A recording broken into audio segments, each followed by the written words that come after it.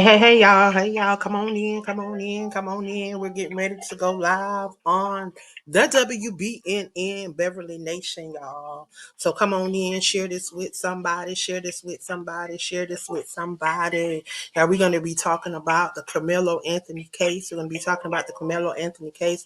I have some amazing individuals that's going to be on with me tonight that's really going to shed some light on this case. I have an amazing co-host who's been holding it down with me for the last, 3 months now? So yes, y'all, go ahead and share this out and get ready for an amazing show tonight. I'm excited. You're going to get to see a couple of viewpoints. You're going to get to see this case from a couple of different angles that you may not have seen before. So come on in, come on in, come on in, come on in and be blessed. Also, if you want to donate, you're going to be able to donate to the Carmelo Anthony's fundraiser through Give, Send, Go. All you have to do is go over to Give, Send, Go / Let me get that up. Let me pull that up real quick so I can make sure I got the right one for y'all. Let me go ahead and pull it up so I'm giving out the right information before we go live on the WBNN. Before we go live on the WBNN. We're getting ready to go live in 4 minutes, y'all. We're getting ready to go live in 4 minutes. I'm excited. I'm excited about my guest tonight.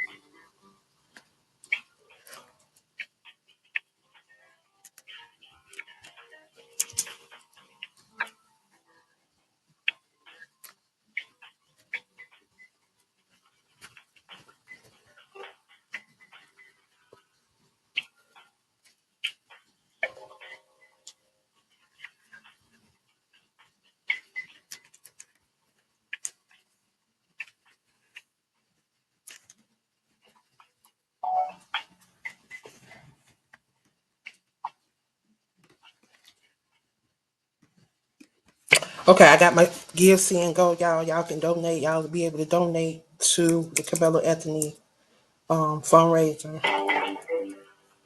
And it is www.givesendgo.com/ help Carmelo / donate. So y'all go over and donate. Every little bit helps. Every little bit helps.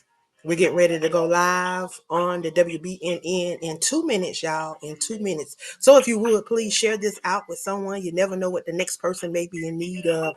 We're going to be touching on the Carmelo Anthony's case and a couple other things, y'all.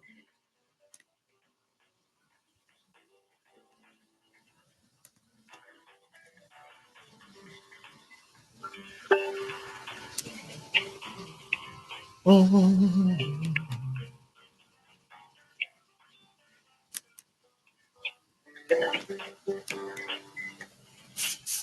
You will now enter the conference. Muted.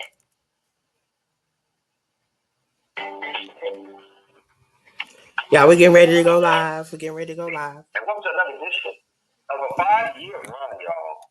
The Walking in Purpose program with the 2023 International Internet Radio Hall of Fame broadcast Friday. Miss Angela Thomas Smith, of course. We're broadcasting live on the air from beautiful downtown Lagos, Nigeria. And straight from home since 2013 in Roslyn, Pennsylvania. United States of America. Make sure all lines are clear. Unmuted. All right. Miss Smith, are you there? I am. Quiet on the set for call letters, y'all. WBNN Nigeria. The time is 9:29 Eastern Standard Time. Recording started. Well, welcome, y'all, to Walk in Purpose with Angela. Again, we are live from Lagos, Nigeria, brought to you by WBNN Beverly Nation. Y'all, this is our 4,331st presentation of Ngozi Time Multimedia. Yeah, where the legacy continues.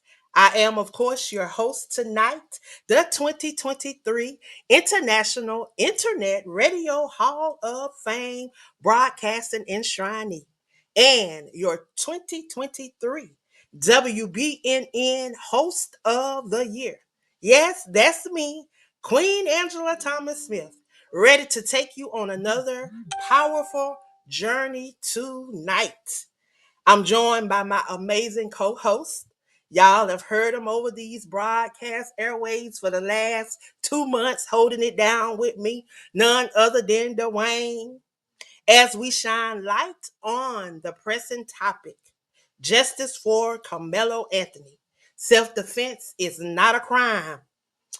And no, we are not talking about the NBA star. This is about a Texas teenager in the midst of a headline grabbing case that sparks national debate about self defense. We are honored and we welcome three amazing, incredible guests tonight that's going to be joining the conversation.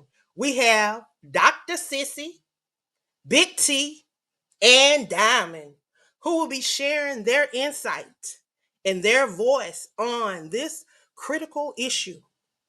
So don't forget, we want you to join the conversation and show your support, not just for us here on the network, but your support for Carmelo Anthony. Y'all, I want you to call in to 605 562 0444. Or you can dial in at 717-734-6904. Of course, you got to press the access code, which is 546-1150#. To enter the studio, you're going to have to press £1. To join the conversation, you got to hit that star 2. We want you to join the conversation live with us tonight as the legacy continue. We are Beverly Nation Strong. So settle in, invite your friends, grab your beverage, grab your notepad because you might want to take some notes. And we're going to get started just a second. If you can, you're going to hear me announce this link throughout the night because guess what? We want you to support Carmelo Anthony and his family because they have been going through a lot since this happened. And you can do that by going to make sure it's 3 W's now, www.givesendgo.com/help Carmelo /donate. Make sure that it says Kayla Hayes as the recipient, the person that is over this account. Make sure that it's the right one because we have been had some fraudulent, devious, evil activity going on. But again, y'all, I'm excited. I'm excited to have these amazing individuals here tonight to shed light on this case. Y'all know I have been over this course of 5 years sharing about various things, various topics. Towards these last 2, maybe 3 years, I have really been focused on a lot of social injustice and a lot of things. Texas have really took my heart. For some reason, I've been focused on Texas, had an opportunity to help some individuals that have been incarcerated behind prison walls. Y'all know, y'all heard them come on the show. But this time, we're trying to keep some individuals from being incarcerated. I'm so grateful for these advocates, y'all, because they go hard. When I tell you they go hard, they go hard. They got penal codes. They got, y'all know I'm not the law person. So they got all the penal codes. I love sitting on their panels. I love listening to them to just spread their knowledge. So we're going to hear a lot of different insight tonight. I want to go ahead and bring my co-host up. I want to see if he's in the building. Dwayne, are you in the building tonight? Hey, sis, how are you doing? Yes, I'm in the building. How's everybody doing this evening?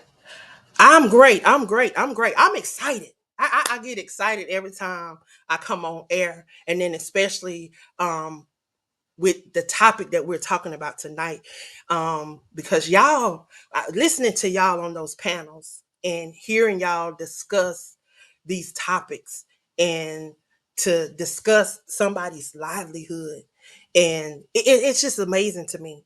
But before we jump in deep and bring all of the guests in, I want you to introduce yourself again for those that may not know who you are. Let them know who you are.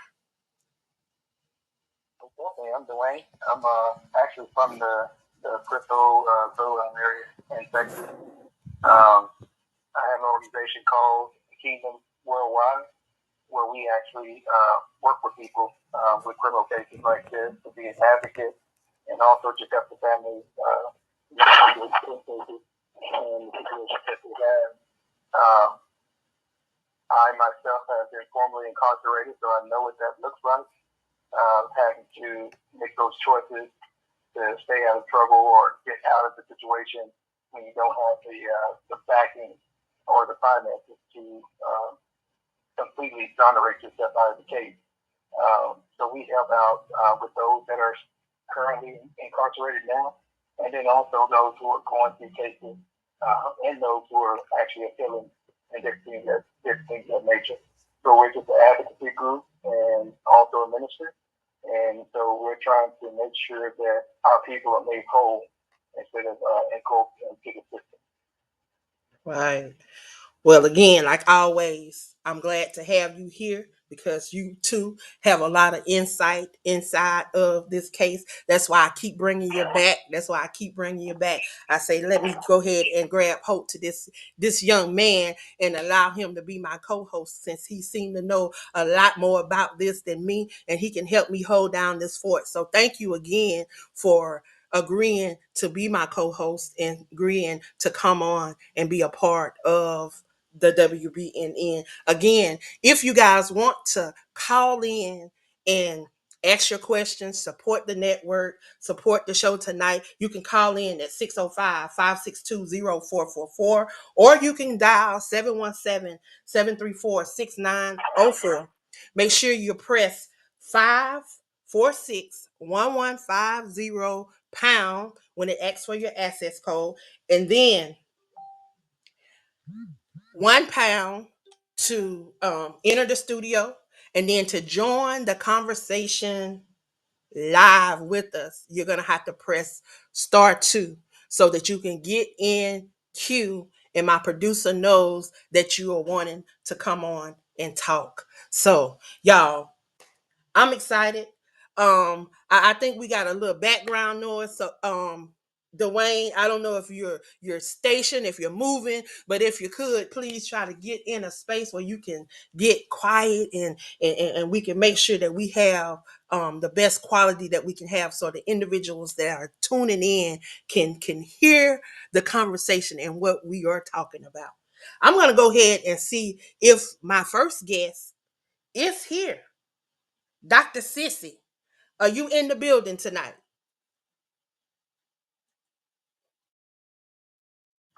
Yes, I'm here. Hi, how are you? I'm doing well. Thank you very much for having me on your podcast. Of course, of course, of course. I would love for you to introduce yourself. Tell us a little bit about you. I am a surgeon, and I'm in my senior year also of osteopathic medicine. So I'll be practicing in another year and a half as a psychiatrist as well. So Wow, what a background. What a background.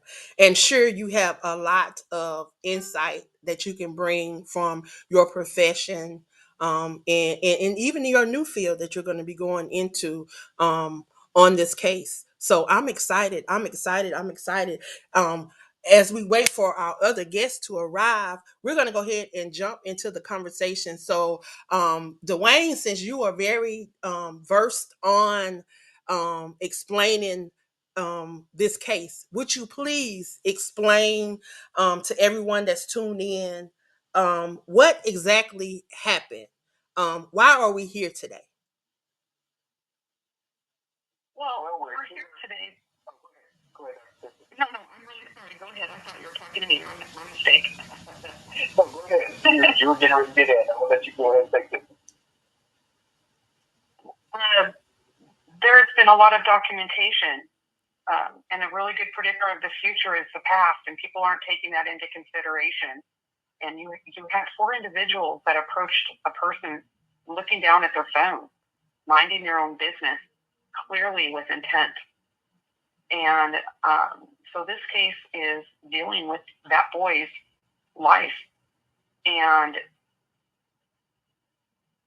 the whole investigation from day dot, from the very beginning on, was not handled by protocol in any way, shape, or form. There's just so many missing puzzle pieces, missing protocol that they didn't take from cameras, body cams being off, the police statements. And I can go on, but this is really what it boils down to is it's a reflection of our broken society based on color of skin, because if it would have been reversed, I believe that it would not be handled this way at all. Exactly. Now, Dwayne, you have actually saw the video. So you had a chance to really see what took place. So if you could share with those that are listening so that they can kind of picture this in their head, exactly what took place on April the 2nd, 2025 at that Frisco ISD track meet. Yes, ma'am. On April the 2nd, at Collin Stadium in Frisco, Texas, you had a track meet going on, and there were storms that day. So it was a rain delay because we had severe thunderstorms in the area. And all the kids had to shelter. So they either went inside of some of the buildings, some chose to go inside the buses and shelter. But soon thereafter, they got that clear to start preparing to start back up again. So they told the kids to, because it was still kind of raining, not storming. So a lot of the kids were warming up. A lot of them took shelter underneath the canopies at that time to stay out the rain until either it was time to start going or whatever. During this time, Carmelo Anthony decided to sit in the back part of the memorial canopy. They had only put up 3 canopies, total of 4, but 2 of them were one up under one school, which is Liberty, I believe. And so there were 8 teams there. So a lot of the kids would take shelter under whatever canopy they could. Some stayed in the buses. Some were out on the field, warming up, stretching, because they were going to try to get started if the weather didn't get bad again. From the video, picking up from where Hunter spoke, as he said, he was coming from his brother, Austin Metcalf, and 2 of their friends were coming from, they stayed at the middle school and headed back toward the canopy, where Carmelo had been sitting for probably about, I would say, according to the video, according to at least about 11 minutes prior to that of them walking up. And he was sitting there with his phone, looking on his phone, minding his business. And they walked quickly up to him, up under the canopy, kind of horseshoe circled him in, and they immediately start accosting him. And as Hunter said, his brother pushed him, took his backpack through it. From the video I saw, that they actually assaulted him, 3 of those 4, and they began to assault him. He tried to get away, backed up. They pulled him back in by his sweater that he had on, a gray hoodie. And once he got back in, that's when they began to put him in a chokehold, began to beat him some more. He was able to get away again, see him back up, and he looked to the right, looked to the left, took off and went down, fell. And when he fell and got back up, you can see 3 of the boys went immediately to chase him. The 4th one which we know now as Austin Metcalf, took off to go run after him, but he stopped and grabbed his chest. He kind of startled down a little bit down the steps, as some people say, walked down like Frankenstein, and he went down to his knees. The other boys went to try to catch Carmelo, but he was too fast. He went to a coach. They turned around, and as Hunter said, he turned his head around and saw his down at that point in time. They never went back to him. At that point, some coaches had started coming because Carmelo ran to a coach, telling the coach what happened. And from there, we get to this point of, where they took him into custody. They immediately charged him with murder of Austin Metcalf. And that was actually before he was actually pronounced dead at the hospital at 10:58 a.m. Carmelo, I believe, was booked and charged with his murder before that. And so we're here in this situation because the laws in the state of Texas allows anyone in the state of Texas, if you have a reasonable fear that someone is or are about to cause you bodily harm, you can use deadly force to get that individual off of you. And that's the defense laws, stand your ground, quote unquote, laws in Texas. And Carmelo tried twice to get away from them. The first time they wouldn't let him, the second time he was able to. And in that moment, somewhere in there, Austin lost his life over that hour and a half time of making it to the hospital. We're in the point right now of showing or trying to show that anyone in the state of Texas has the right to defend themselves when they have been, one, accosted, assaulted, disturbed by a group of individuals that chose violence toward you that day. And that's the reason why we're here advocating for Carmelo Anthony. Wow. Well, we have our first caller in queue.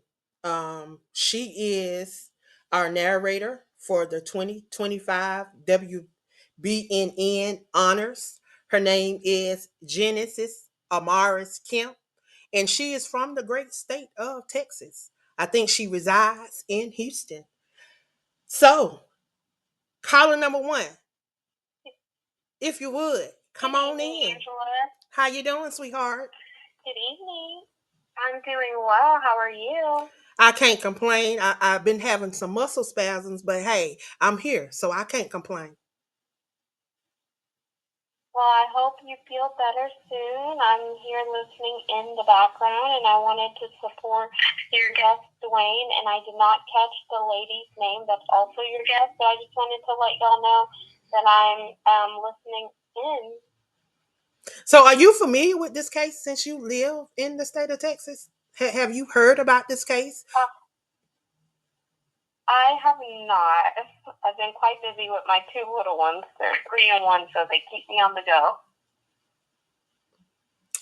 This case has really made national it has made it around the globe. We've even had people that have joined our panels from the UK and from different places. And this isn't the only case like this that has happened in Texas. There's a lot of stuff going on in the state of Texas, boy. I'm telling you, and it's very sad because it's affecting our kids. It's affecting our kids, and they're trying to railroad our kids. Do you have a question that you want to ask? I guess my Dr. Sissy, she's from California. She's from California. She is currently in school to become a psychiatrist, I think, but she is a surgeon currently. So she's going to be given a different insight on this case. So yeah, stick around, and if you think of something, you can come back on. But before you leave, please tell everyone when is your next show. So my next show is Friday, November 21st at 8:30 p.m. Central Standard Time, 9:30 p.m. Eastern Time, and I'm going to be talking about self-sabotaging as well as self-handicapping. What does that look like, and how can we circumvent it? And I did have a question for your guests. So given this case and what y'all have already talked about, what can we do to get in front of something like this, and how can we empower our children to have a spirit of discernment as well as be cognizant with what's taking place to really find the facts? I think the best way to get in front of these things is when we see this type of stuff happen. We have the Carmelo Anthony case. We have a young man named Tristan Weekly that's in Frisco as well. It was an attempted abduction of him inside the school, in middle school, like the second or third day of the school year last year. And the school district and the police department chose to cover it up. And so we're working on uncovering that. There was also a young man named Christopher, I'm going to mess up his last name, spelled Nienhuis, I believe he is, in Midlothian, Texas. He was confronted by a group of young men that he had some damage on his car. They had an incident before. He pulled over into a park to check the damage. They followed, and they ensued the jump. And it was several. They have the videos and everything. It was probably about 6 or 8 or 9 of them. And they began to jump him. He took out his pocket knife and began to swat. And you can see him unfolded and start swatting them away. And they actually charged him with assault with a deadly weapon because he was defending himself. And so this is the moment that we're looking at with our young people. And what I always tell parents is that we have to do better at telling our kids, one, they have the right to peace. They have a right to peace, they have a right to their own person, and they have a right to defend themselves. Next, they also have the right to pay attention to their surroundings. Pay attention to their friends. Pay attention to the people they choose to hang out with, whether they're football teammates, basketball friends you've been knowing since you grew up. You have to be aware in this day and time that anything can turn into something that may affect your life, whether that's you being incarcerated or you're not being here anymore. And so, like you said earlier, having a spirit of discernment, learning to go and do the things you're supposed to do and go home. Not worried about hanging out with the homeboys and the friends and seeing what's going on. There's a time and a space for that. Being aware when there is something going on, getting away, leaving, letting that situation happen. You can find it out on social media, but you get away and don't be around. Those are things we have to teach our kids, because if we teach our kids that they have to just sit and take something, then we're going to have more funerals than we will graduations. And so we have to be diligent with our young people of first making them aware of things around them in situations like these, but also making them aware of the law, the rights that they do have, that they do have a right to leave home and come back the same way that they left, that they do have the right to defend themselves if someone is doing something against them, but they also have to. Thank you so much, Dwayne, for addressing that. Well, I think something may have happened. It seemed like every time he come on, there's always something to try to distract him. But he may have fell off, y'all. We're gonna continue that conversation again. Genesis, thank you for chiming in, and we would definitely try to chime in to your show on the 21st. Thank you for stopping by and sharing with us on tonight. That again is Genesis Amaris Kemp, and she is going to be our narrator for the 2025 WBNN Honors Program. Y'all, that's what we announce all those that have been inducted in, and then we announce our host of the year, and we're going to just be having a good old conversation on that night. So y'all make sure you stay tuned in. Again, if y'all want to call in tonight and join this conversation, we have Dr. Sissy in the building, and I'm going to be asking her her input based on her background, how she feel this case was handled at the scene and different things like that. So if y'all want to call in, you can call in at 605-562-0444 or 717 734-6904. Make sure you press 546-1150 £.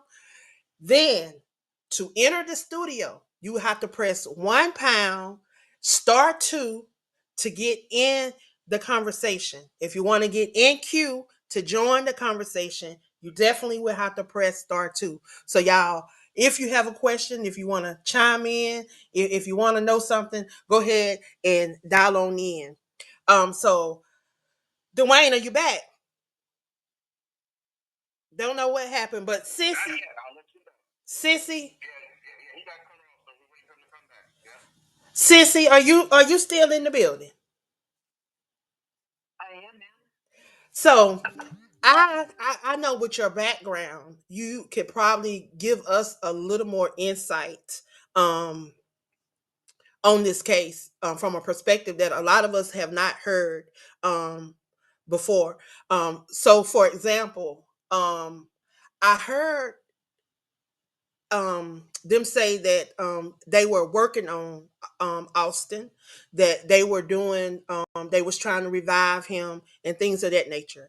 Now, I thought whenever there is a puncture or something like that, that you're not supposed to give compressions. Is that true? No. So typically, when EMTs roll on site, unless they have an advanced course that they take and they're certified in ALS, which is Advanced Life Support, they're just there to stabilize the person and then bring them to a facility. So if there's anything more that needs to be done, usually it would be done by a paramedic if then a fire department was there or something, because most of them are paramedics. However, I've heard a lot of things that they're not supposed to do that, like you just said. That's really a misnomer. The EMTs will do that. There's what they call an occlusal seal that you can actually put on the entry puncture wound, which will prevent extra blood loss. However, if the damage was already done and there's so much internal bleeding, the patient, they're going to try to resuscitate him, but most likely the patient will go into what they call hemorrhagic shock. Their BP, their blood pressure will drop, and I'm imagining that's probably what happened in the ambulance. Wow. There's like so many. I mean, we don't know, because the footage is not being released as to the angle, if at the time, and the direction in which Carmelo Anthony was when it had occurred, to know where exactly. I'm used to talking TikTok, so you'll have to excuse me. I'm trying to talk normal now. I know we have to say poker instead of pocket knife. So it just really depends on the angle and movement to which and where it actually took place and went in. So there's two scenarios that I'm thinking what happened, and I don't know. The autopsy, once again, just like the footage, has not been released. And the first area, just to give you a little bit of, in case people don't know where the heart is located, it is on a person's left between the second and the sixth rib cage. So there's quite a bit of area that can be, if something is going through, it will hit the heart. So there's a sac around your heart called the pericardium. If it's punctured, what will happen is blood will actually surround the heart, and it won't be able to pump anymore because it's being strangled, if you will. If what they call the IVC, it's a vein that goes to your lower regions of your body, and it brings deoxygenated blood back up to the heart. If that's punctured, you're also going to have most likely damage to your liver and your pancreas. And I really kind of think it's the right ventricle that was erupted. But either way, there was just so much internal bleeding it wouldn't matter what the EMTs did, quite honestly.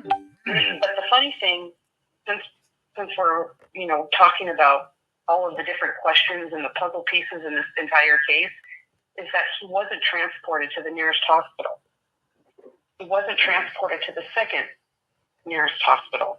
He was transported to the third nearest hospital. And even at that, he should have been life-flighted. Those EMTs, they are first on the scene. They did try to resuscitate him, and that's protocol. That's great. But once knowing the situation, and of course, they're going to have his vital, wrong decisions were made, for sure. Wow. I've heard a lot concerning this case. I've heard people say that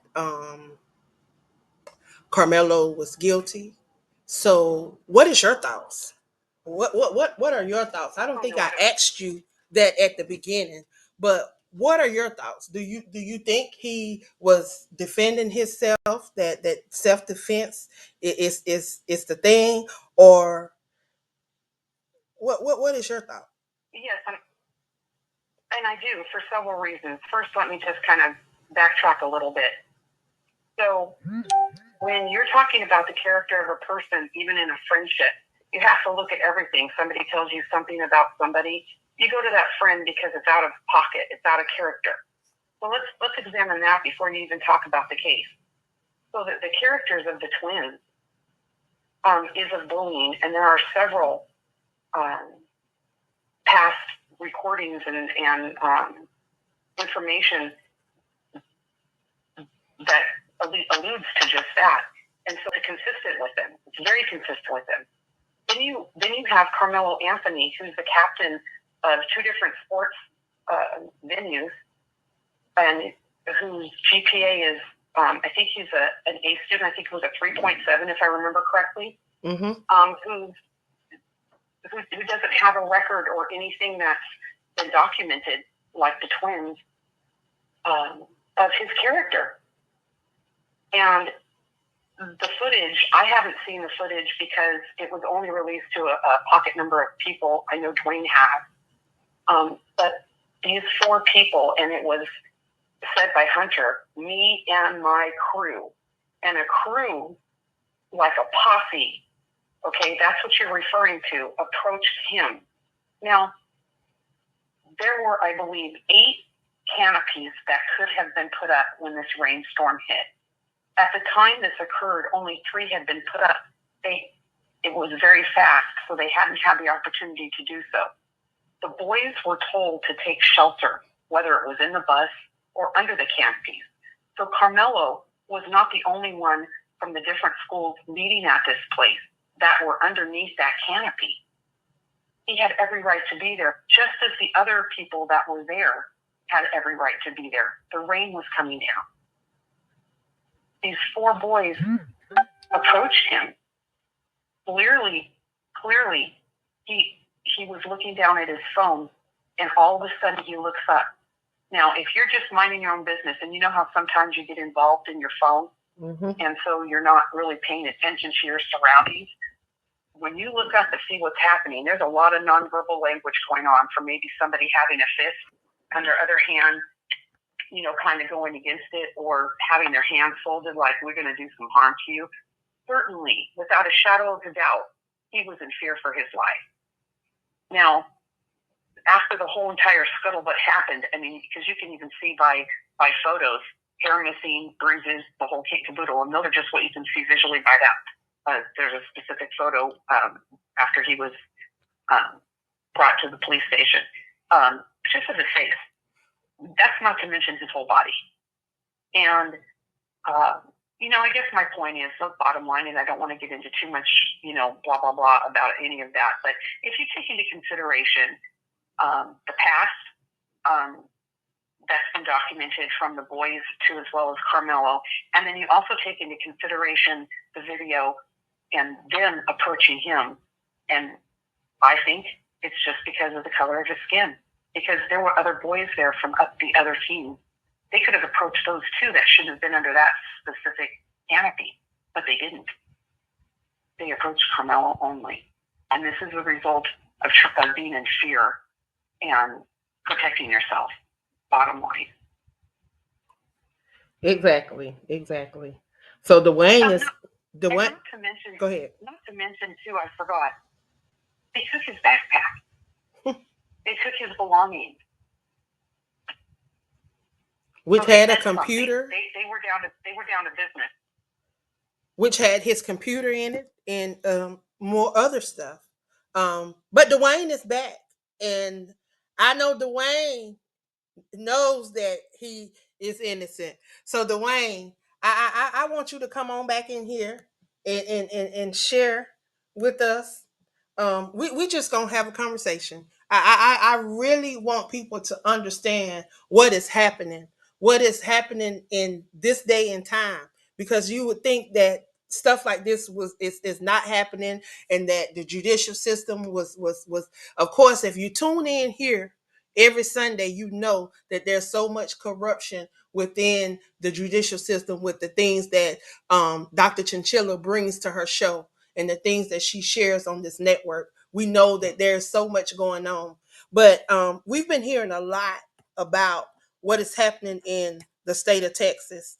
And not only that, the prison system as a whole, and all these private prisons that are being ran by private, I'm not going to say private prisons, but these facilities that are being ran by private prison, and how the state is not keeping their end of the bargain. I really want to know, do you think this is playing a part in a lot of the things that are happening in the state of Texas right now? Not to mention that Mother Sierra said that they were building 3 more prisons in the state of Texas. They are.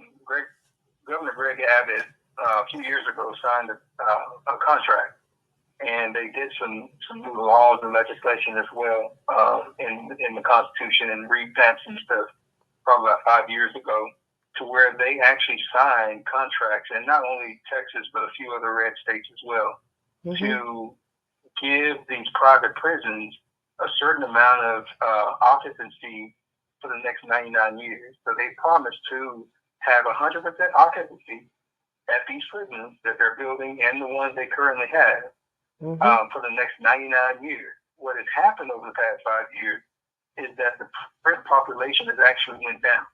Under President Obama and President Biden, they both signed legislation and did certain things to help the courts deviate people from the court system. So making it a little bit harder for people to just be charged with stuff and different things of that nature. So people are not going to prisons in droves like they used to. So with that said, a lot of these private prisons have sued the red states that they did these contracts with, because they haven't had 100% occupancy rate at their prisons. And so therefore, you see, like in the last legislature here in Texas, they actually passed different bills to make it easier for educators to get in trouble for inappropriate relationships at schools. I say it that way because if you see the news here the past 2 months, actually the past year, you've seen a lot of teachers being caught up on the news of "I got you" for inappropriate relationships, right? And it's not that they're doing, some of them are doing nefarious things, if they are, but most of them are getting caught because they were helping a student, or they were doing this to a student, or doing this with a student. And we find that out because when we look at their court cases that they go through the system after the shock and awe of all of their news flash that they got in trouble, we find out they didn't get in trouble for the major things, the inappropriate whatever. They got in trouble for the legislation that was passed, which said if you get in trouble for anything as a teacher, then they can give you a lot of time, what they call inappropriate behavior, and you use your position in order to do it. And so that's what's happening here. And we had, just in Salina, I believe, we had 4 teachers during the past month and a half that have been arrested for inappropriate behavior, inappropriate relationships. And so they have a real big push to indict people, to charge people, and get people into the system. People like Carmelo Anthony, people like Christopher, I'm not going to mess up his name again, out in Midlothian, people like some other people that we've seen as well here in the state of Texas that have been charged with things that normally you would say, okay, that should have been something that the police should have left alone. Because there is a mutual conduct law here in Texas. So if you're in a fight and y'all mutually end the fight, the cops just really separate you and send you on about your way. But a lot of people are being arrested and the cops are picking and choosing people and said, you were the aggressor and we're going to arrest you. When they should have just been separated and asked to leave and trespass from the spot that they were mutually combating at, because that is a law in Texas. But you see more people of color being arrested as it's someone that's not of color that they're mutually combating with. You see people of color being charged, like Carmelo was charged with the murder of Austin Metcalf around 10:15 to 10:30ish that morning on April the 2nd, and later Austin Metcalf being announced or pronounced that he was dead at 10:58 a.m. at the hospital in Plano. That's on, I believe, page 4 or page 5 of the police report.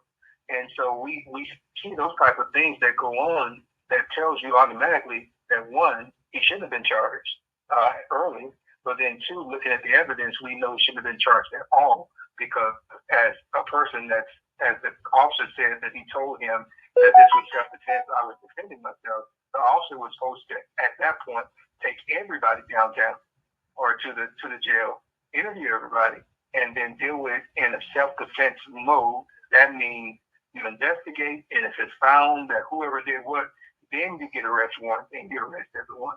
They did not do that because they already knew who Austin and Hunter Metcalf was.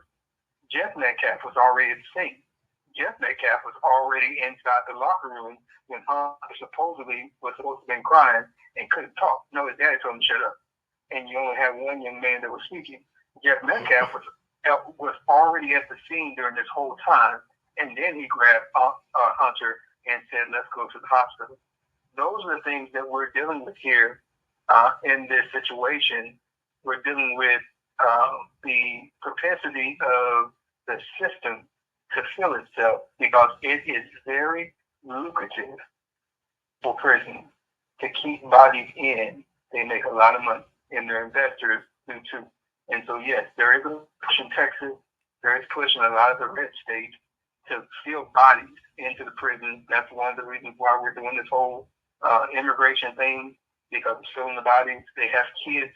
I think the last number I heard was like 56,000 kids without their parents inside of what they call kids camps or whatever. Right here in Texas. Right. Right down south. We're down there. Right. And so this is what our country has become, because we're greedy about money and we don't care about life, liberty, and freedom. We just care about change in our pocket. And so we as a people have to recognize that and begin to rebut against that, because those same very people that want to keep us entrenched in the system, they do more crimes than we can even think of. Exactly. But they never go to jail. And we noticed. Our Attorney General. Go ahead. I said we noticed that within that police report, that there were a lot of discrepancy. I know you said that they had booked Carmelo and charged him with murder one before they even pronounced Austin deceased. That this just don't make sense to me. Um, and they want to say they allowed people to leave the scene. They allowed Hunter to leave, but then they want to say that Hunter was distressed and all this was going on with him, that he couldn't, he wasn't able. So what about the other kids? And I want to hear Dr. Sissy. I want to hear I want to hear her expertise, because she got a little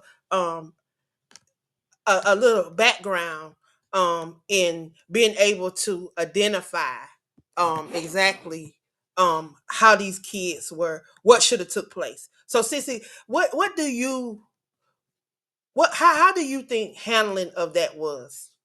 And if you guys want to call in, you can call in at 605-562-0444 or 717-734-6904.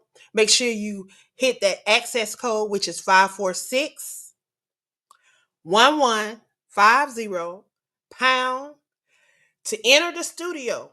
You have to press £1, and to join the conversation live, you have to press *2. So come on, join the conversation, if you will. Sissy, did you hear me? Yeah, I'm here. Okay. Yeah, I did. Besides what was just said, that he was, Carmelo was charged with the murder of Austin Metcalf before he was even pronounced dead. And I hate using that word.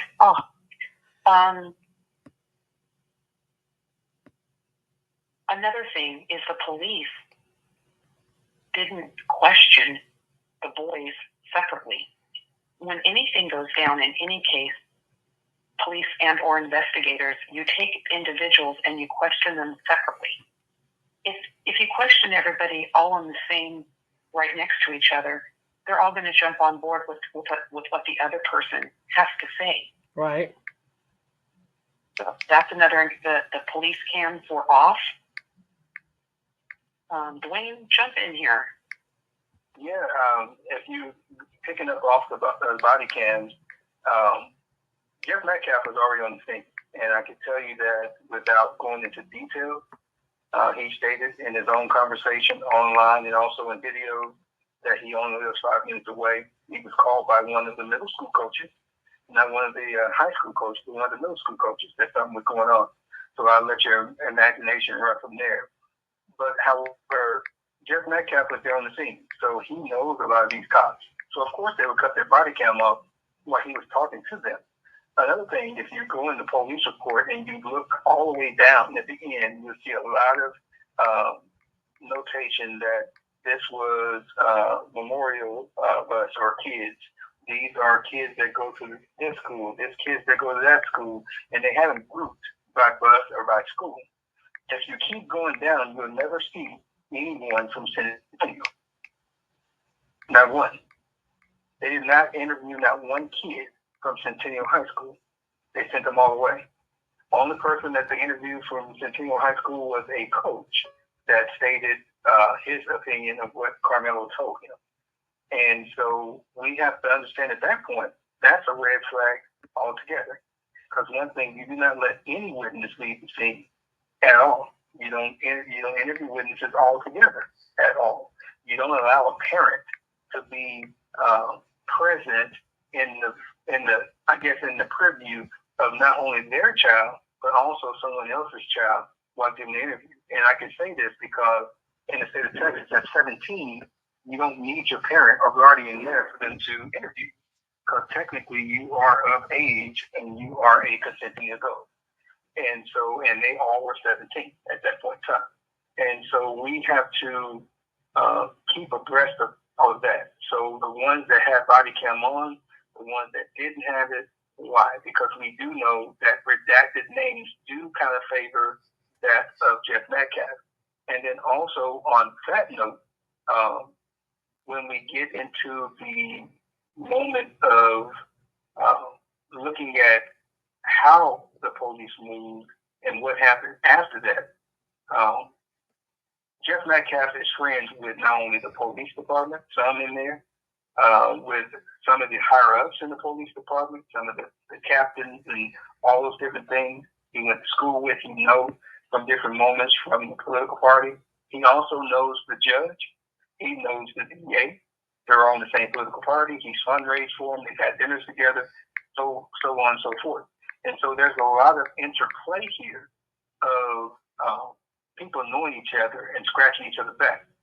Jeff Metcalf's church was very intricate in the doxing and harassing of the Anthony family and Drew Anthony at his job.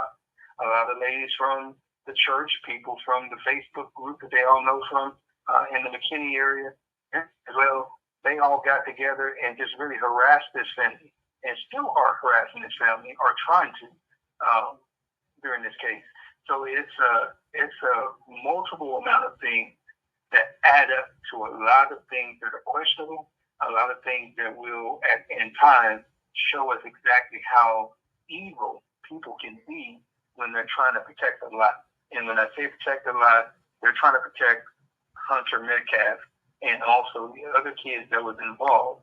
Because once the truth comes out, as Megan Metcalf said on TikTok, she stated that she wanted people to. So when the truth does come out, because she knows that her son and those who were involved will be in a position to be charged and go to jail as well. You say that it's a possibility that Hannah and them two kids could be charged too? I'm going to say not a possibility. I'm going to say by a matter of law and what I know is going on with this case, that they will be charged. And the DA has been put in the corner by the work that people are doing on this case and the work that his own legal team, I'm pretty sure they are doing on this case. And as the facts have been forced to come out, remember they said it wasn't even a video in the beginning. It was Tiffany Billion that actually went in and said, no, I live in Frisco. I know there's video. I need to see the video. And then they hit her up and said, oh, yeah, there is video. We're sorry. You can come see it. And so those things, that's what activism is. Doing the things that if no one paid attention to would just go unnoticed. And guess what? That stuff would have been destroyed. And even if the defense later on next year said, oh, there's a video, they would just say, hey, we destroyed it because the law gives us, 90 days to 6 months to throw it out. But because of Tiffany Billion's due diligence in going and knowing that there should have been video, when they told her there wasn't, she kept pressing, and they had to give her the video. And when I heard that she was talking about a video, I immediately put my FOIA request in. And then after that, she showed other people how to do their FOIA request. And they went and put their FOIA request in. And that's how we were able to see the video. But that shows you that once the truth comes out, as Megan Metcalf says, what had happened is that the prosecution would have to lean on what they're denying everything with. And there's an ongoing investigation. And they would say, after further investigating, we noticed that there's not enough evidence to warrant charging Carmelo. They would have to dismiss against him. And they will have to charge Hunter and the others, which is at least 3 other boys. And well, actually, I'm not going to say that. I'm going to say there's at least 6 others, including Hunter, that could possibly be charged based on what happened that day, because someone is liable. Hunter said that he originally told Carmelo to move. He then said that his brother had his back. He said his brother always had his back, but he was right or wrong. And his brother came and started accosting along with him and others.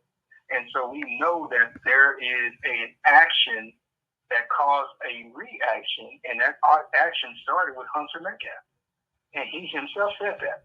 And so he's already implicated himself in this crime. And under Texas law, if you were there in the furtherance of the crime, they first began the crime by assaulting Carmelo, and then they stole from him by throwing his bag, which he said is took the bag and threw it. Then you furthered that crime by chasing him and all these different things, and Austin died in the progress and the progression of this crime. Then everyone involved is liable for Austin's death. That's Texas law. And so since the DA opened his big mouth and said that we are going to see justice for Austin, he said it, I didn't. Then guess what he has to do? He has to seek justice for Austin. If not, he'll never get elected again, and the MAGA people will run him out of Texas. And so that's the politics at play. And guess what? We're making sure that all of the politics meet back at their house. And that's the reason why we're working so hard on this case to bring out the truth, regardless of what Sarah J. feels, regardless of what the Dallas lady on TikTok and Bayboy and whoever else want to spew out lies and dox people. We're just going to work steadily to bring the truth out so people see it. And as Megan Metcalf said, when the truth comes out, don't worry about supporting Hunter no more because he'll have to charge. She did say that now. She did say that. What you gonna say, Sissy?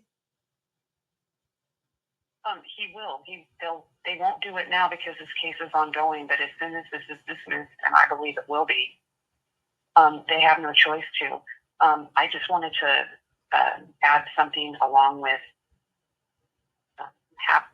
charging Hunter specifically. Him and his mother were on being interviewed, and they did a press little thing. The reporter was asking them different questions, and one of the things that came out is that what he initially in his when he was asked by the police said that Austin took Carmelo's bag.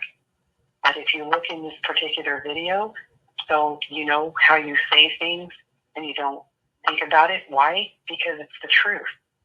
You're speaking off the cuff. And in this interview, he said, I took Carmelo's backpack. So you have a discrepancy right there in his case. And this is a huge issue as far as hearsay. Spontaneous utterances such as this, they can be admissible in a courtroom because it shows inconsistencies in the witness's statement. So if they put Hunter on the stand, which I wish they would, but I don't think they're going to, they're going to perjure. He'll be perjured for sure, hands down. There's a lot of spontaneous things that he has said that have counteracted his initial statement. And if it's the truth, you don't have to have another lie on top of another lie. It's the truth. And clearly what he said wasn't the truth. Well, they had I think they did about 3 interviews. They did about 3 interviews, and then the dad was doing a TikTok tour, and I mean he was doing the Beyonce on TikTok. He went all around to different panels. He was having I don't know what he was doing. He was going cowboy wild all over TikTok, jumping on panels, calling people the N word and everything. Right after he said that he didn't want to make it about race, he goes and he shows exactly who he is. And so is his wife Megan. I believe that they think that they're above the law because as close as Jeff Metcalf is to Judge Roach, who issued the gag order, he's the judge in this case. Mm-hmm. Megan went on her social media on the Facebook recently and made statements which she's not supposed to talk about the case, even if it's a boo. You can't. Mm-hmm. That's why there's a gag order in place. Mm-hmm. And so she clearly feels that she's above the law and it doesn't apply to her. Mm-hmm. Sure has. She sure has. And a lot of people that they say they don't want to make it about race. And I want people to understand that we don't see race. Because Sissy is Caucasian, Dwayne is black. So we don't see race. We stand on right. What is right. We stand for what's right. That's what we want to see happen. We stand on the law and facts. We don't get our feelings involved, and it's not about race. We can honestly say that. So it's just a lot. The doxing and all of that. And for those that don't know what doxing is, Dwayne, tell them what doxing is. And what the state of Texas does for people that dox. Doxing is taking information that you know public or private, that will harm an individual, to silence or hurt or try to intimidate someone or cause pain or hurt to them. That's doxing.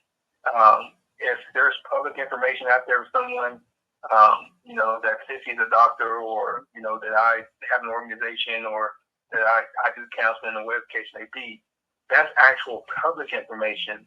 I can disclose that. But if I'm doing that disclosure to harm said person, then it becomes doxing. And in the state of Texas, it is an actual misdemeanor unless it's proven that it's in a way of stalking or doing some type of harm, which they've done in this case, then it can become a felony. So it just really depends on what is done. Like in this case with Megan Metcalf, we use her as an example, since she is the mother of Austin Hunter. She got on TikTok and she said there's a gentleman, just saying verbatim, that's going around saying that Carmelo Anthony was chased by the boys. She said, could y'all debunk that? And Dallas lady said, don't worry about it. We got that. That's the way. Talking about me.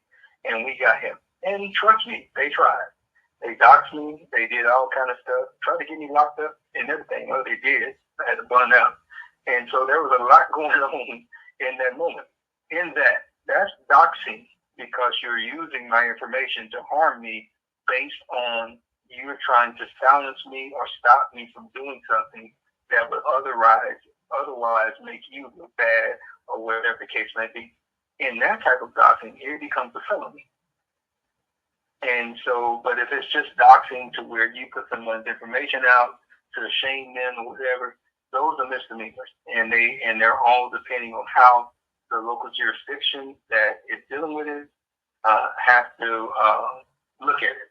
Where it becomes something different is when it's cyber bullying based on doxing, and that is a straight felony. I can tell you that in Texas, because we heard of a gentleman that was coerced and baited into doing cyberbullying, and that was by Sarah Field, and she actually had him arrested and charged with a felony out in, I believe, Smith County here in Texas. And he's actually awaiting that situation now, which I hope he has all his evidence that he can get her locked up for baiting into it. But that's doxing in a nutshell. And it can be something as simple as nothing, to where you just took public information to put it out there, all the way to something that's a misdemeanor because you expose that information based on trying to harm that person or bring harm to them or shame. And then in the case of Megan Metcalf, Dallas lady, and a few other people that I won't go through that list of naming right now, they did it to stop a truth in this case and harm the people while they did it.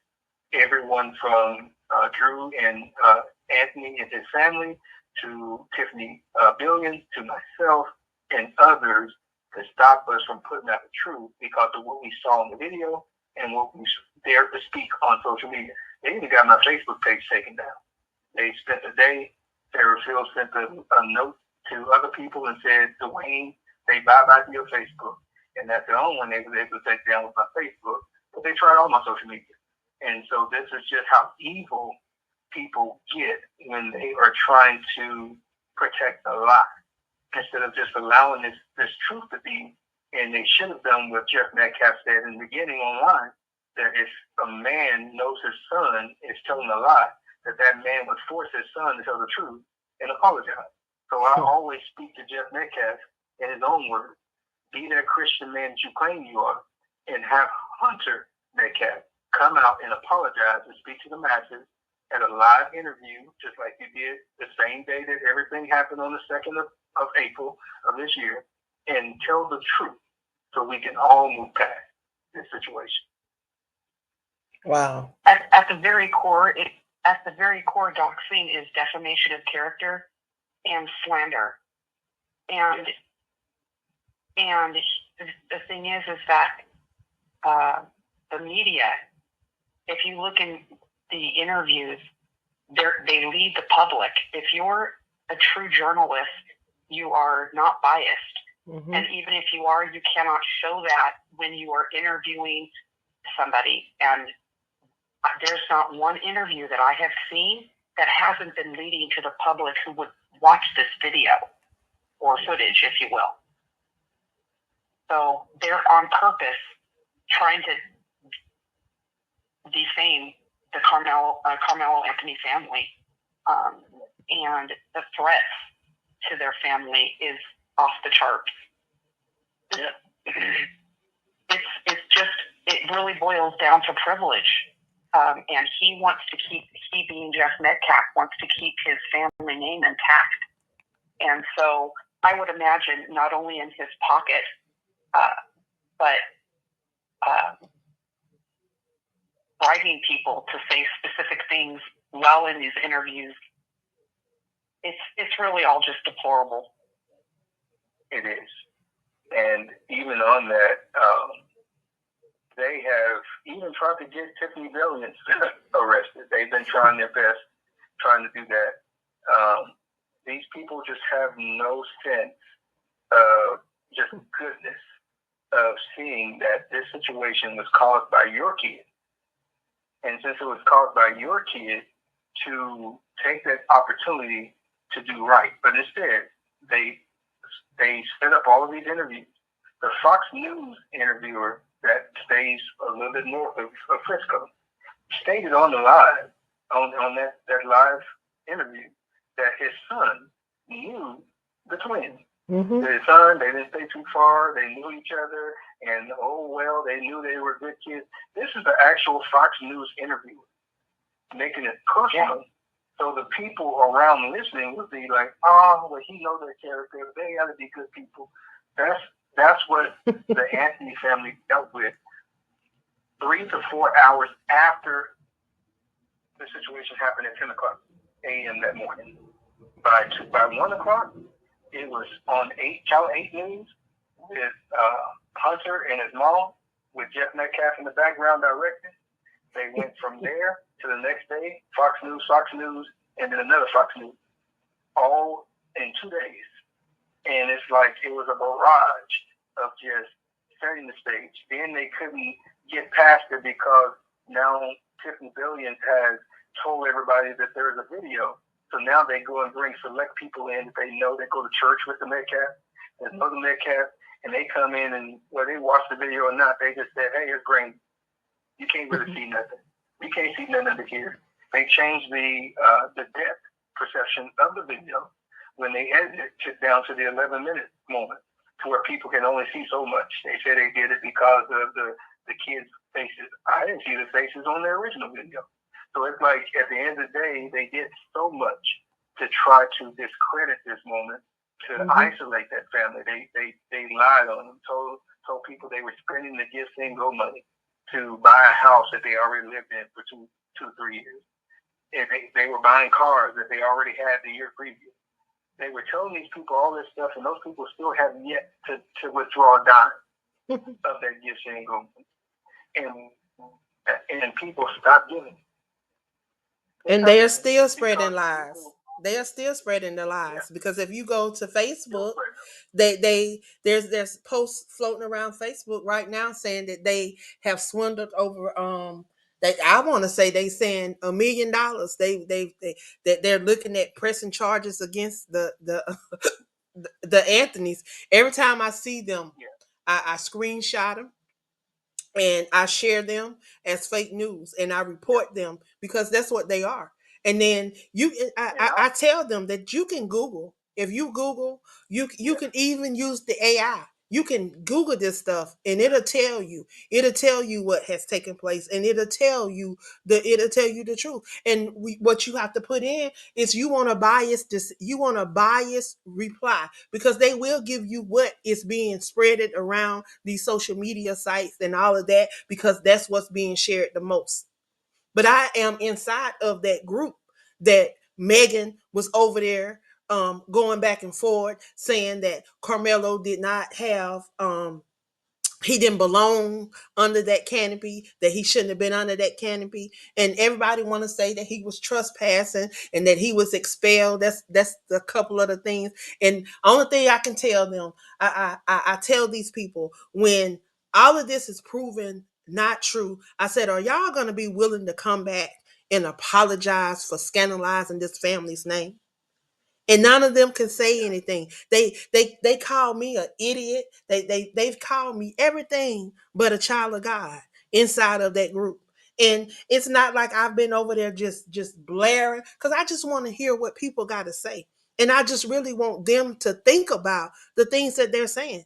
These people jump over all of the assault. They jump over the theft. They jump over all of that and go straight to the poker. They go straight to him not supposed to be having a poker on school grounds and all of that. You would have never knew he had a poker if you never approached him, if you never attacked him, if you never assaulted him. Because if I'm sitting down on the bench and I'm just sitting there, because I did track. I played basketball and I did track. I was an athlete, so I know what these surroundings are like. If I'm sitting down and you walk up on me, 4 people surround me, I'm going to be defensive because I want to be like, why are y'all surrounding me? So he had the right to defend himself. You're talking about 225 pounds boy standing up in front of you. Carmelo Anthony was 160 pounds, wet, soaking wet.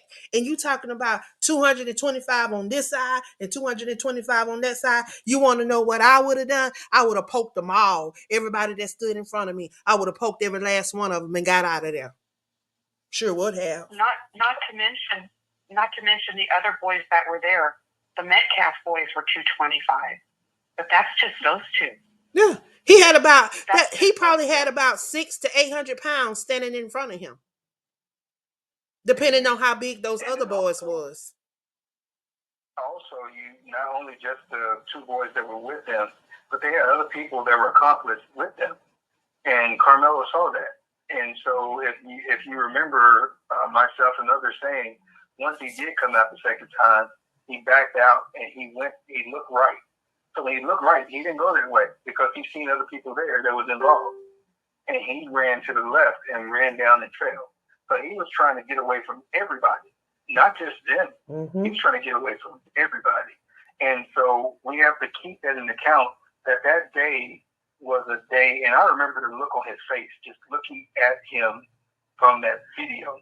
And you can see the fear of God in that boy's face, that something terrible was going on up under that canopy, and that he was trying to get away with his life. You can see it. When you see him on the perp walk, he still had that look of just like, what happened right now? When he was doing his mugshot, he still had that look on him, almost like the spirit had left his body, and he was trying to reclaim it. People just don't understand.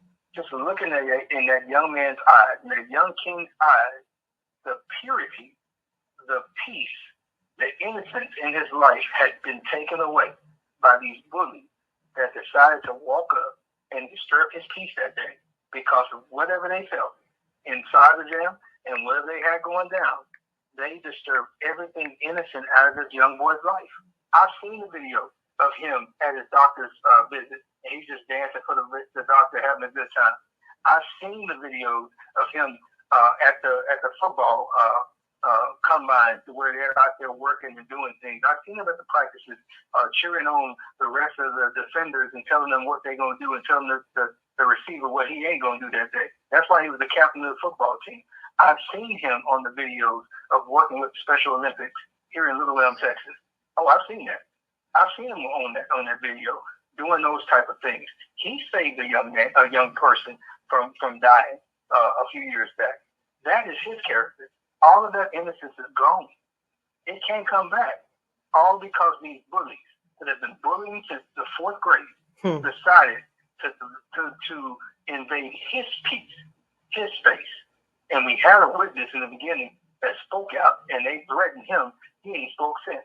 But he said to him and his daughter, he was watching his 2 daughters, and that this young man was looking at his phone, minding his business, and these boys came over there and jumped him. Those were his words. We got the video to prove it. So at the end of the day, we have to remember this young man feared for his life without them even touching him, because you can see it in his eyes.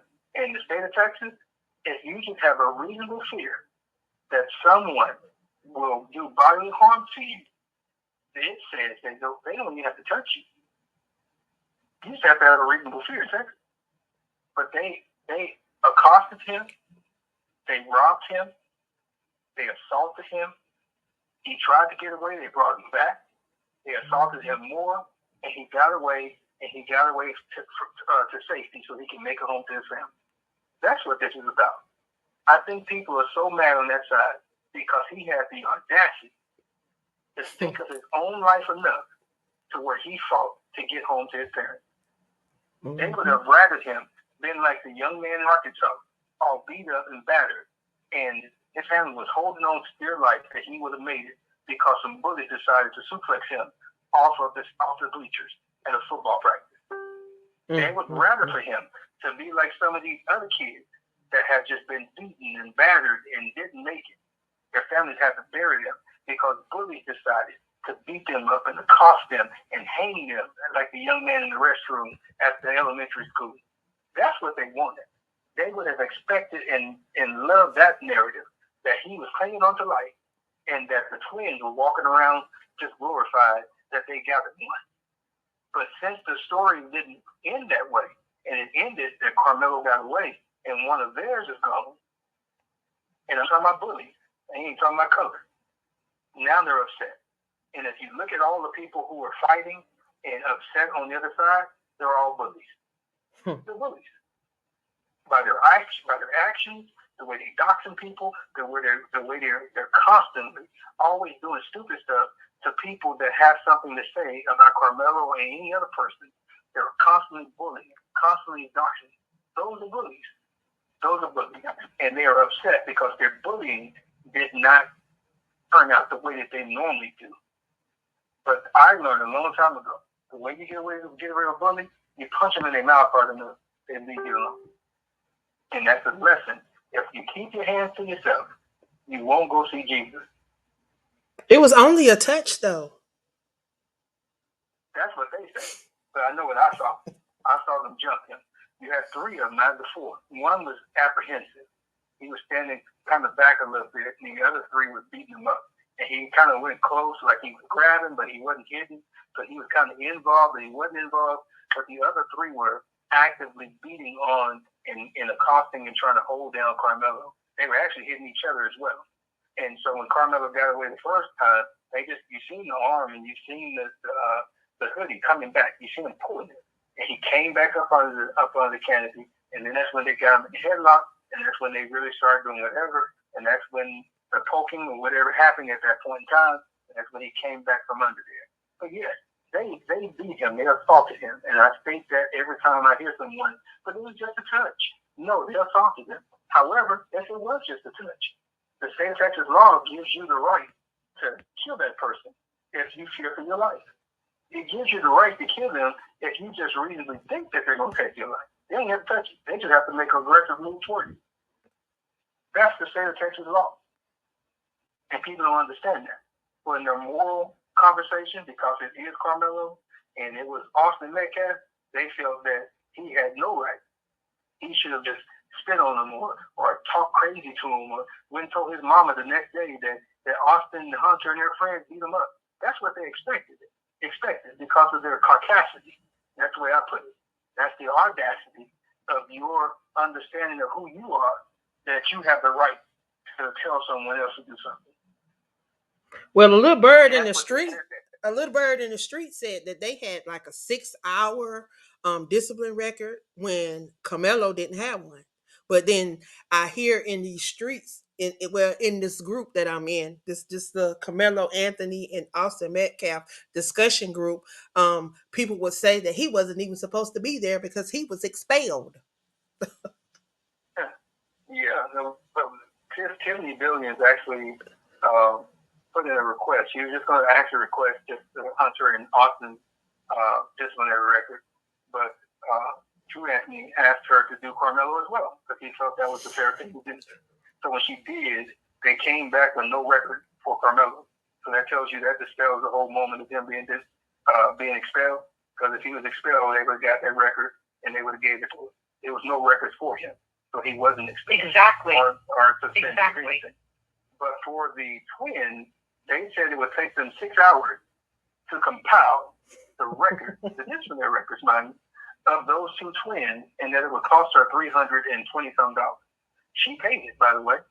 And when she paid it, they then ran to Ken Paxton to say, hey, tell us a reason why we don't have to give it to her.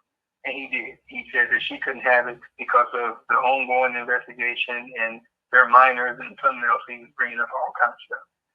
And that's the go-to. Even when I requested something simple that they give out to anybody that you ask, which was the actual booking sheet when they took Carmelo to Frisco PD, and then also when he did make it finally to Collin County jail. I asked for the bookend sheet so I could see what time they actually booked him in, so I could see my theory of when they charged him, how they charged him, all that stuff. They told me I couldn't have it because it was still an active investigation. And I'm like, what that's going to do with the bookend sheet? You gave us a police report, so I can have the bookend sheet. You know, them folks are still trying to fight and find a way to keep that away. So that lets you know that every step, because I asked for everything, and I asked for it a certain way. When they told me that I couldn't have the ME report and the autopsy report because it was an active investigation and it hadn't been given to the DA's office. So if he indicted him, I wrote him back and said, hey, he's indicted now. That means there's not an active investigation. You know, they came back to me and said, well, the DA's office is still investigating, and we're still withholding it. That's what their answer was from Ken Paxton and the ME department, because they're trying to keep everything. Because if the shoe was on the foot and Carmelo went in there and had shot up a school and everything else, we would have had that video the next day, because I know this because we had a young man that same week that this happened in April that went to Wilma Hutchins High School, and he was going to get back these guys before they got him. So he took a gun into the school. When his friends let him in, he went in there and shot at these people. He didn't hit neither one of them because he was a bad shot. But once he left, he got in his car, did a social media post of how he went and did it, why he went and did it, because he wasn't going to let them kill him first. He turned himself in that night with the help of one of the organizations in Dallas area. He went and turned himself in to Lucerne. That next day, Wilma Hutchins and the IFD released that footage for everybody to see the next day. The next day. Because he was guilty of what he did.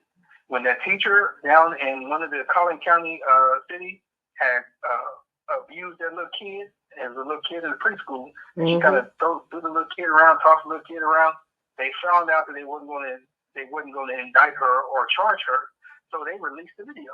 And these were toddlers, 3, 4-year-olds. They released the video showing her throwing a little child around, laying down beside the child and everything. But this is in Collin County, not same DA, same Collin County. But they released that, and they said they can't release the Carmelo Anthony video because of what? Because it shows that Carmelo was defending himself from hoodlums that jumped him. And that's what they do. And we know that is a pattern. And that is what they do. When you can be shown in a bad light, and they can show you in a bad light. If they knew that he was guilty, they would have blasted him. They would have had the video playing. You would have got tired of seeing the video. They would have played it so much. Because guess what they did? We saw what they did when Chris Brown attacked Rihanna. They kept playing that video, kept playing that video. Yeah, they would send it to us and ask us to play it. They would ask us to make sure that we are doing the things we do. I think Diamond is actually saying that she's there in the queue. Brother O, do we have a 7201? 7201. No, actually, we do not. But they might be listening online, but we do have a caller waiting to come in here. No, she's calling her number. Her last 4 is 7201. So if she comes in, unless she's coming in on another number, caller number 2, you're in queue. Can you state your name and where you're calling from, please? Hello, England. Hello to your special guest. This is Tiana speaking. Call from Jersey. Hi, Tiana. All right, how are you? I'm good. I want to know, like, when things like that happen, is there a way to get a hold of the footage, like yourself? Like, is there any type of, does it vary by state, like what you can do to be able to get a hold of the footage and put it out? Like, maybe like yourself, like when you if you're involved in something like that with a family or anything like that, is there a way to do that? As far as go ahead, Dwayne would know that. Yeah, yes, ma'am. Anywhere in the United States, you don't have to be a party to the situation. You can put in what's called a Freedom of Information Act. They call it a FOIA request or public information request, and you can just go to any municipality website. They take them by email with a person, depending on what that entity is, and you can request for that footage of them through a FOIA request, and that's available to you and anyone in the U.S. depending.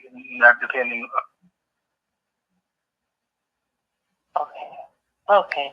And what if somebody requests that footage, and what do you think is the best thing to do in a situation where like it's not put out there? Like, what could other people do? I know you can post it on social media and or to show this, but what do you think is the best course of action when people obtain the video? Hello. Well, we just lost our guest again. I guess he's talking real heavy, Yana. You know how they do at Podbean? Yeah, maybe you don't want nobody to know that one. Well, my question was Sissy, do you know? You know I don't know. Is Sissy still on? Yeah, I'm here. Do you know about the FOIA requests and stuff like that? See, I only know from hearing them talk about it on the panels. I'm not that frugal with the laws and stuff like that. I just like being an outlet. But I know you've been hanging around them too. So do you know if something like that is possible for us to just share on our own social medias and things of that nature? I would say, me personally, if it's available, because we have had access to like some of the interviews that they've been showing on these different and then some of those have been taken down and taking stuff out of it, and different things they've been altered and edited. So we have had access to some of those, and we've been able to take some of those videos from this case and look at it and see some of the discrepancies from video to video, because like I said before, these individuals had went on interview after interview after interview, and they have really they did a Beyonce tour on TikTok. They was going from panel to panel to panel. Right, I know, it was pretty deplorable. So if there's any records that are public, you are able to request them, unless there's an ongoing investigation, as in this case, where there's a gag order. Then the county is not going to release information because the case is still ongoing. But anything that's public record, not only can you obtain it, but you can actually post it, because it's not defamation of character. It's not slandering. This is all public knowledge. With exception of, for instance, if someone had a record and you get a hold of it, which is public knowledge, but if you use it to defame someone on purpose, which will do harm to their character, that's where you draw the line. Then you're looking at defamation issue. But if you're using it to prove or disprove something in the case, you have every right to obtain that, and you have every right to use it on your social media platforms if it's not defaming. That's correct. Do that answer your question, Tiana? Yeah, it definitely does. It definitely answers my question. But it's funny how if they can hold their records, because it won't go in case. Look at all the people who are still locked up for a long, long time. At what point, would those records be available? Could it be if something was going on for 3 to 5 years? Does that mean that those records, the video could not be obtained for that long, you know? Like, it just takes once the attorneys obtain it through discovery, then it becomes public at that point because none of the attorneys have it. Okay. Also, people like myself who have put in FOIA requests, we can actually sue for them to release it because technically it's not covered under the gag order. What is covered under the gag order is ongoing information from people who are what they call interested parties in the case, and so those would be things that would be covered in the gag order. People like us, outside journalists and advocates and just normal Joe Blow people, if we get a hold of information through Freedom of Information Act, then that information is totally public and free to you. And so that's why they fight so hard not to give it, but they will eventually have to give it, that the body cam, all that stuff, it comes out. And you see it in big cases.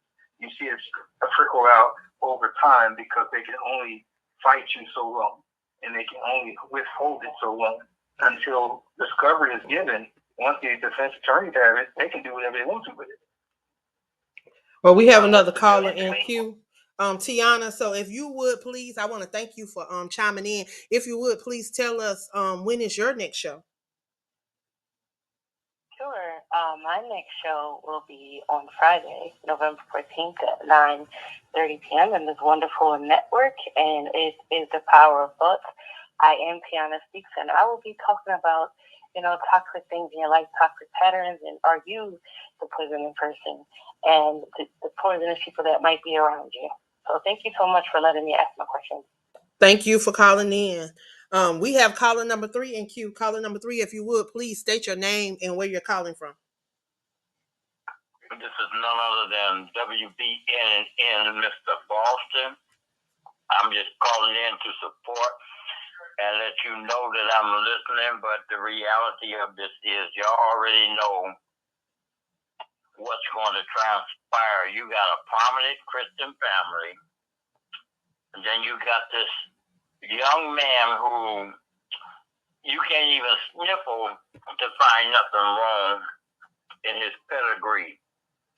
But yet, this boy defended himself. But yet nobody wants to say that the other party were wrong because of this Christian, clean, unblemished family with money. Well, they're not unblemished. They're not unblemished because the one of the twins actually broke his daddy's rotator cuff, and he had the sling to prove it. So they not clean, baby. Yeah, but we know that they're not going to allow Carmelo Anthony to get away scot-free. They're gonna find a way to get him into the system, whether he goes to jail or not. And I actually don't see him going to any kind of lockup. I believe that once all the evidence is produced in the system, it may very well be self-defense. But you can't go around bullying people and thinking you're going to get away, especially in the state of Texas. You're not going to do it. These Texas boys going to defend themselves. And I'm kind of elated that this young man stood up for himself no matter what the outcome turns out to be. And yes, I do. I honestly, I read up on this young man's character, and this dude is almost squeaky clean, and his character is going to say a lot about him in court. But I honestly don't believe, even though they might not find him not guilty of murder, I honestly believe that Texas is going to turn around and find him guilty of involuntary manslaughter. So they can put that tag around his neck, because now we got him in the system. And once you know as well as I do, once they get you in the system, any little thing that you do But we not finna They're allow not gonna that to send you to happen. jail. That's why we advocating like we advocating. Yeah. That's why we investigating the law.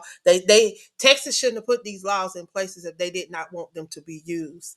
They just upset that the fact that they are being used by us now, and that's pretty much Yeah. it. But they didn't want to make it about. They didn't want to make it about race, but we all know what it's about. We all know what it's about. Yeah, So we that's know. why we know. are standing. We're standing on what we're standing on, and we standing on facts. We standing on laws right now. They own laws against them, and that is the best weapon to use instead of us going. Let me tell you, I'm surprised that there haven't been a upheaval in Texas right about now, where we go and we march for justice, and then No, we tear we up ain't doing that. I am so glad that No, we I ain't don't doing see that. it. We So fighting them with their law. We're using their laws that their legislation and their Congress and their state put in place. So you shouldn't have put it in place if you didn't want it to be used. Is that with this case, they charged him with the highest that they could charge him with his age. They couldn't charge him with capital murder, so they charged him with first degree murder, basically. And so with that, charging that with nothing else, they didn't charge him With nothing with else. the weapon. They didn't charge him with anything because they couldn't. So they cannot then go back and charge him with a lesser charge. That's right. So there will not be a lesser charge. They're going all in. And he's gonna walk on this. Purposely and knowingly committed this crime, which he did not, and the evidence shows. So I will state that actually this case won't even make it to trial. I'm just gonna be honest with you. I'm going to be honest. I agree with you 100%. And I third that. From the case and knowing the laws itself and knowing where this case is going and what's in front of us, it's probably around no later than March. This case will be dismissed, and you'll see charges on the other side. So I do agree with you that that's the norm when you're just by yourself. But since he has people that's advocating, and we have uncovered. What when I say we've uncovered a lot. He ain't playing with them. And the DA has no choice but to follow suit in what he's charged. He was only indicted on a 1-page, 2-sentence murder charge. Yeah. It was just 2 sentences, 1 page on a first-degree murder charge. Mm-hmm. I haven't seen that nowhere in the United States. Never. Nowhere. I've been searching a lot. They when banking what they was banking on him not having no support and having nobody behind him. He didn't realize that he was gonna have an army like us behind him, and that's what they was banking on. But they banked on the wrong one. Yeah. To your point, they should have charged him with involuntary. If they would have did that, they would have had a better chance at trying to convict him, but they did not. They charged him with murder one. That's what they charged him with. It was first degree murder. Okay. And since they did that, they have no other ground to stand on. They can't jump off the curb. And there's nothing else to go. They didn't even charge him with the weapon. Even at least in the case in Anthony case, they charged him with the weapon first, and then once the guy passed away, they charged him with the actual murder of the young man. Mm-hmm. In this case, they could not charge Carmelo Anthony with the murder weapon because it was a tool. So whether it was the folding knife or whatever it was under 5.5 inches, and then they tell you that's a tool. So it's not illegal to have, even school. And so regardless of what the weapon of choice was, it's not a crime to the weapon. They couldn't charge him with it. So for them to jump and go to murder one, then that tells you they were just trying to scare the family into pleading out. But they're not going to plead out. So they're going to have to. Okay. He's going to be dismissed. We do no plea bargaining. Or it's going to be dismissed because of a dismissal that's put in by the defense. Either way, this case will be disposed by March. He gonna be able to walk up in Morehouse and go in person. He ain't gonna have to do it from online no more. He gonna be able to walk up in Morehouse and sit in them classrooms and go without being harassed and none of this mess. His family ain't finna have to move no more. His family ain't gonna have to be doxxed no more. Yeah, all that's coming to an end. It's coming to an end. And it's because he got a village behind him.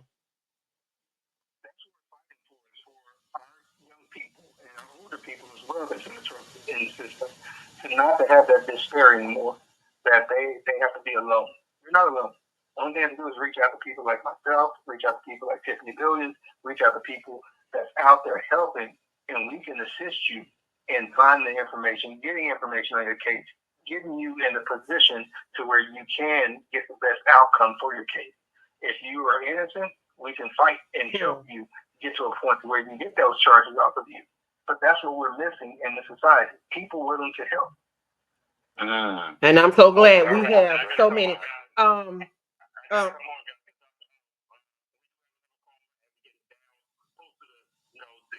time. So, Jeff, I want to thank you for coming on. We're going to bring on the next caller. Caller number 4, you in queue. What's your name? Where you calling from? Hello, my name is Tony and I was a former co-host. And one of the things that concerned me was once I had a talk show host from another podcast. She asked me to do a show on the subject of bullying. Well, I serve my country, but the point is, I've seen the good, the bad, and the ugly of the younger people, being in the service. And I will tell you, one of the most fearful things a person of a younger age will have to be concerned is being put in a position to have to fear for your life while you're shivering in your boots. And anyway, during the course of discussing all these matters, the woman was so concerned until she was willing to press charges before anything occurred, it seemed like. She also had said that she just thought that maybe this younger person in her family was in fear of dying. I believe that Carmelo's family is not a stranger to this, but when you have a person that's famous in your family and you're put in a position that Carmelo Anthony, I guess, Jr. was in, he did fear for his life, and not knowing that the weapon of choice as they consider in the court was something that was not something that indicated premeditated murder. It sounds like they should at least consider that this is not an issue of nepotism so it can get off.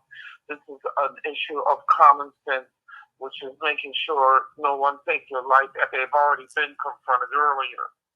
I'm not saying let him off because he's a nice kid from a nice family, but considering that his life was on the line and nobody ever thought to help to come and aid him should be something that should be taken into consideration.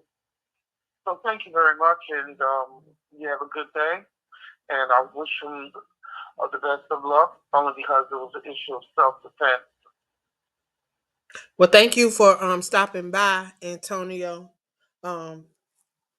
Again, she is a former host on this network. I tell you, she's one of the ones that just was around here when I first come on. She was one of the longest reigning hosts I think we had on the network at the time when I came on. Have learned a lot from her, so I definitely thank her for stopping by. We got to wrap it up, y'all. Again, I want to thank my guest, my special co-host, Dwayne. Y'all, he's been helping me hold it down. We got one more show because we got one more month. And I said that I was dedicating the rest of my shows this year to Carmelo and bringing light to his case. Hopefully, I'll be able to get Diamond on next week, maybe Big Tip, maybe next month. I'm sorry. Maybe I'll be able to get some more of these advocates that truly know. They know the penal codes. They know all of this stuff that shows that this baby is innocent. And the more that we can get it out there, the more that we can get other people involved. We also need individuals that's willing to donate to their Give, Send, Go fund. They have a Give, Send, Go fund. You can go to givesendgo.com /help Carmelo /donate. Y'all, this family has had to move not one time, but they've had to move 3 times. Not only that, the father, Drew Anthony, had to resign. He had to leave his job. He was the only breadwinner in the family. The wife, she stayed home. She took care of the kids because Carmelo has 3 other siblings. So we definitely are trying to rally behind this family, trying to show them support. Our goal is to raise 1.3 million. We are stalled at 500, and I think we're at 560,000. But we're asking. I mean, if you got $5, you can donate $5. It helps. It will make a difference. Right now, we're definitely trying to come up with 3,500 so that we can get these protection orders out because they have been harassed, constantly being harassed, and there's nothing that they are doing in that county. They're not doing anything. So we're gonna take it even farther and try to get some restraining orders put on. So we are definitely trying to raise money for that right now. $3,500. I think Tiffany spoke with the lawyer. $3,500 to get these restraining orders in place because we want them to feel comfortable. We don't want these kids, these younger kids, waking up in fear of people coming to their homes because people been sending packages to their homes. People been showing up at their homes, and that's not what needs to be happening because someone decided to defend themselves and decided that they wanted to make it home to their family. So Dwayne and Sissy, we're going to do final thoughts. I'm going to start with Dr. Sissy and allow her to give her final thoughts of the show tonight. Also, if you want to share with the listeners how they can follow you, how they can support the platforms that you have, things of that nature, you're more than welcome to share that as you give your final thoughts. We're going to start with Dr. Sissy. Thank you. Thank you. My takeaway is people have to realize that this system is broken, and the idea that you're above the law and having any type of privilege is ridiculous. And as long as I have a voice, I will continue to speak out hand in hand with anybody, because I don't look at it as a color of skin. I look at it as a right and wrong issue. And you can support me. I have a page on TikTok. It's Sissy11251. And I am on different panels along with Dwayne, as well as the Crew Podcast. Thank you very much for having me. Amen. Dwayne, final thoughts and how they can support you. My final takeaway is that we just need to do everything we can to support each other. And if we see someone in need, see someone that needs our help, reach out, help. You don't have to do it in the open. You can do it silently. And we do need to support this family with their Give, Send, Go. So if you're able to, please give to the Give, Send, Go .com/help Carmelo, and that's with a K. And you can reach me at thekingdomworldwide@gmail.com. I am on social media at Dwayne Turnsill, and that's my social media tag on Instagram, on X, and also on TikTok. And so, again, we just need to help each other and be there for each other and support each other. All right, y'all. So now it is that time. It is Ngozi time. Well, first of all, I want to thank all the folks that came on Robbie tonight because it was so important for us to come on and talk about this issue. It's a young man that defended himself, and the white power structure is upset. They're angry. So what? So what? You know, that's y'all bag to deal with. So we're here to hit that bag with a bat. And whatever come out like piñata, come out like piñata. You know he's going to get off. Just let him go now before you have a national embarrassment. So it is what it is. We are here as journalists to tell the truth and nothing but that. How about that? We are Beverly Nation. Congratulations to Angela Thomas-Smith on her 74th WBNN all-time connection record with the Darlene Lawrence Championship, honoring our late great Hall of Famer. I want to thank all the folks that counted on Robbie tonight to call in. And what a wonderful and outstanding show tonight. You know, we've been fighting, injustice since 2013. And from the charter era, thank you, Antonia, back. She is the last of the charter that continues to support our network. That was a great year in 2013, where we were building our network to be the greatest internet radio network of all time. Not only did we achieve it, we succeeded it. And of course, on December 2nd, guys, for our wonderful guests, call in. It is our most sacred night. It is our 8th annual WBNN Honors. And it is provided and sponsored by Progressive Insurance. The narrator will be Genesis Amaris Kemp, where we honor our Governor's Award this year, which will be given to Christine Powell, Chief. And it'll be a great night for that. We honor the most improved broadcaster of the year, which is Ava Holly. We honor our newcomer of the year, which is our Rookie of the Year Award, to Unique Parker. Great year for her. And then we honor 2 people with exceptional accolades. We honor Sister Bessie Truther as an enshrinee to the International Internet Radio Hall of Fame and Lifetime Achiever. We also honor Dr. Chinchilla Janisha as an enshrinee.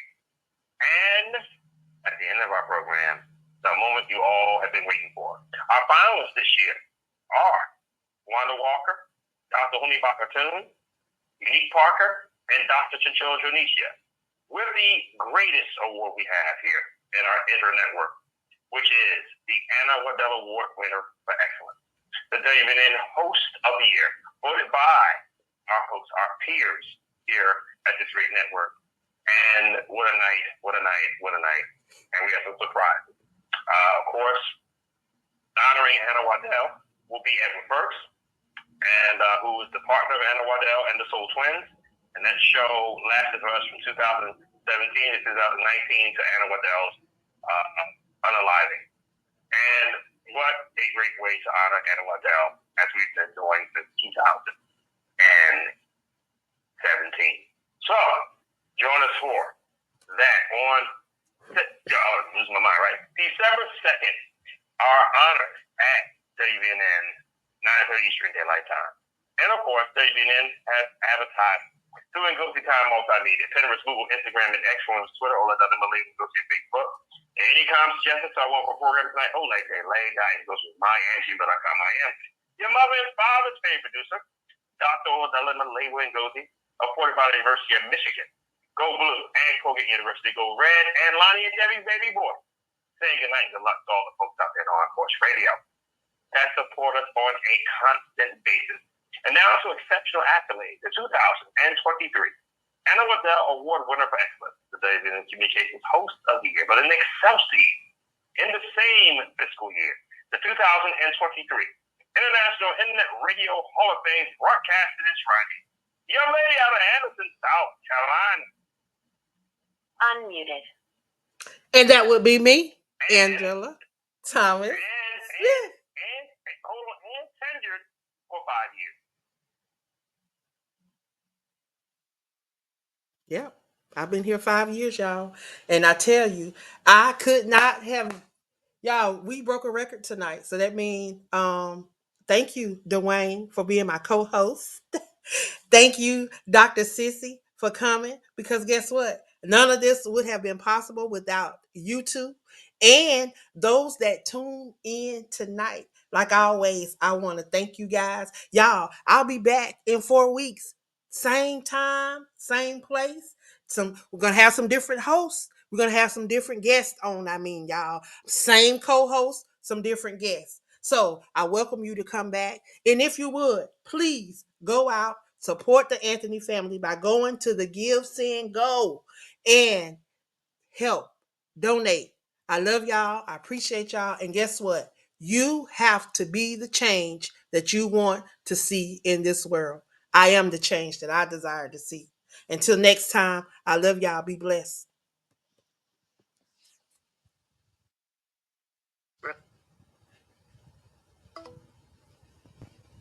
And that's all, folks. And that's all, folks. But guess what? We're going to stay live over here on TikTok.